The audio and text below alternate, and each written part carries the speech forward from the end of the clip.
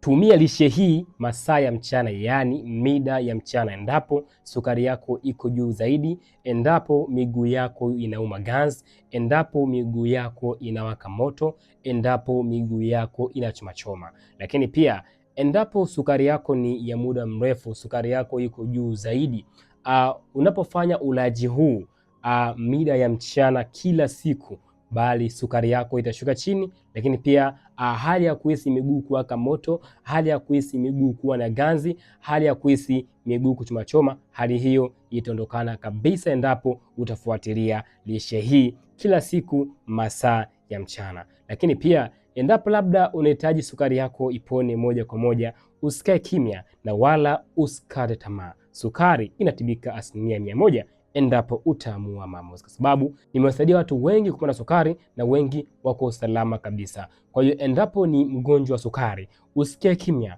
bali chukua namba, nipigie simu moja kwa moja kwa ajili ya mwongozo na ushauri kuhusu afya yako. Kumbuka, afya ya mwili wako ni jukumu lako.